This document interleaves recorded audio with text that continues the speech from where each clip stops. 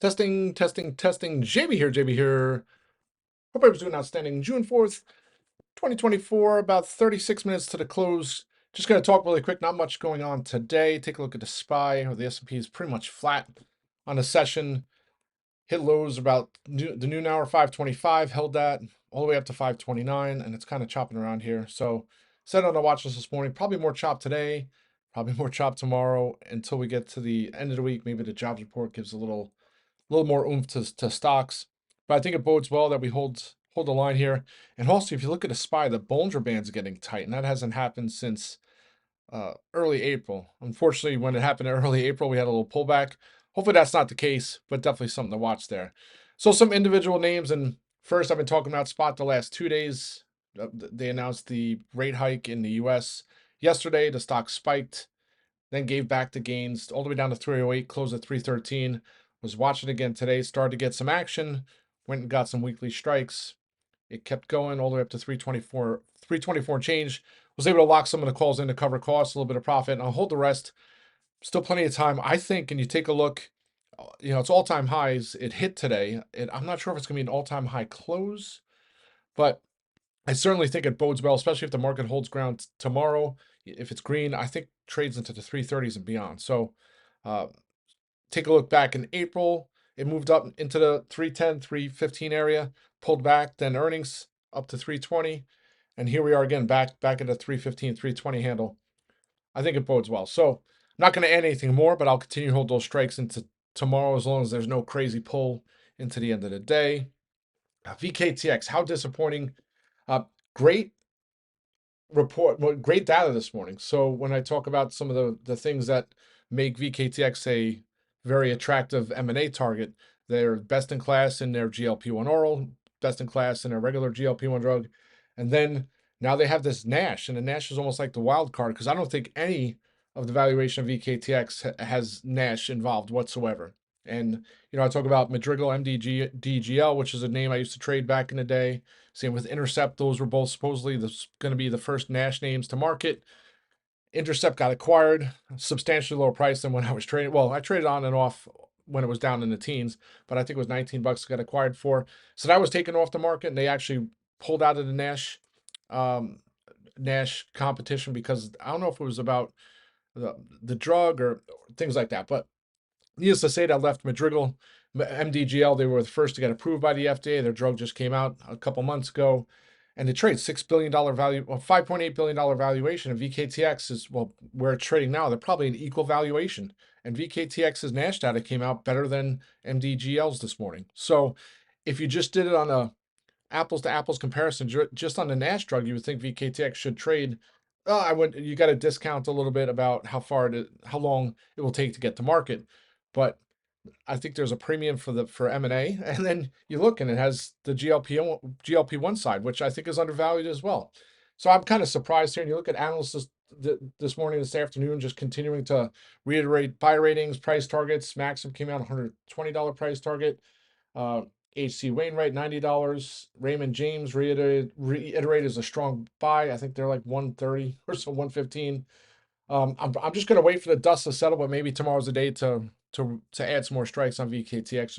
But it just goes to show you, I've said this so long, when some of these earlier stage pharma names, it's just easy for folks to sell off because a lot of people don't have patience, and when there's no catalyst, so the catalyst has been removed until gosh knows. I mean, I guess the back half of Q4 of I got to check when the next catalyst is for VKTX.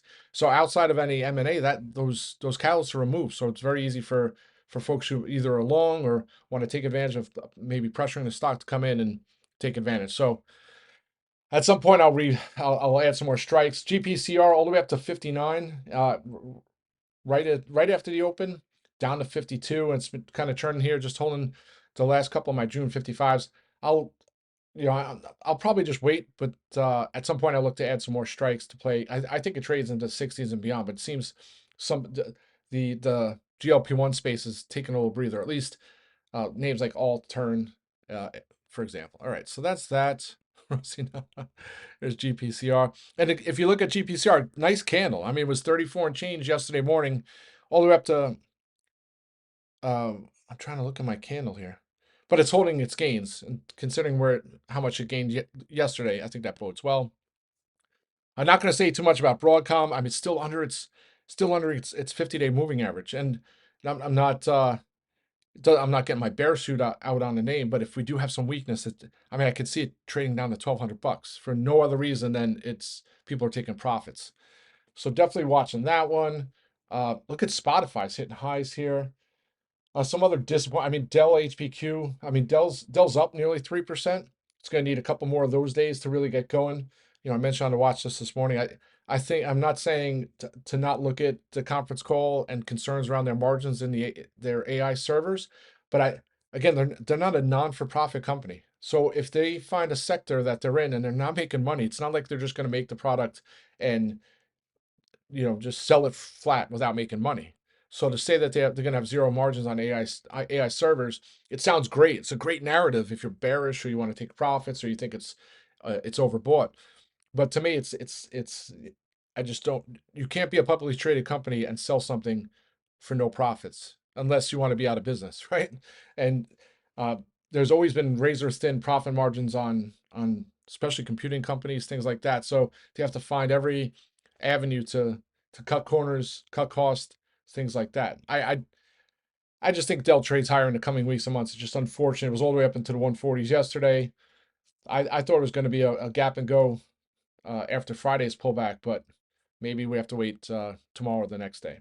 That's Dell. HPQ is kind of, like I said this morning as well. I mean, HPQ had the quarter where their earnings reversed, so they actually showed profits. They did well, and then they haven't had that hype around AI yet. And even on the conference call, the CEO talked about the back half of 2024 where they'll start to see just a little uptick. So it's trading up here nice. I mean, it's up 1%. But historically speaking, HPQ is not the most volatile name to begin with. So to see it up 1-2% is kind of abnormal. But hopefully that just continues to go and heads up near 40. I'm trying to think of some of the other names watching today. Yeah, I think that's about it. Spotify, Dell, GPCR. Oh, I haven't mentioned Cardlytics in a while. I told myself I'm not going to look at that one in a while, but Clifford Sozen did add more shares. I have to see what his percentage of his stake is. He had like $8 million more dollars to his stake, so he has a huge stake already. Yeah, I think that's about it. Yeah, NVIDIA's going. I forget where the clip is where they discuss the historical moves on stocks that are splitting. So I think on June 10th is the date for NVIDIA. Typically, you have these names, and I talked about this on Rants for the last couple of weeks. Names from years past. I remember, gosh, back in the day, Baidu, Netflix, Tesla, even Apple. These names, once they announce their split, they just go bonkers. And gosh, I remember Netflix, maybe it was $600-700 and went up to 800-900 in a couple days. Baidu, similar example. Tesla, in the midst of its heyday when it was going bonkers, that they announced a split, it went even further to the upside. So, not saying the same here with Nvidia. Some of that might be a little tough here, but JDS posted maybe 1250, 1300 before the split. I wouldn't be surprised, but it's not going to be a straight up or straight melt up, right? I mean, the market's been a little choppy the last couple sessions. So that's it, folks. We got about 28 minutes to the close. Let's have a great day. I'll see you all at the open tomorrow. Rock and roll.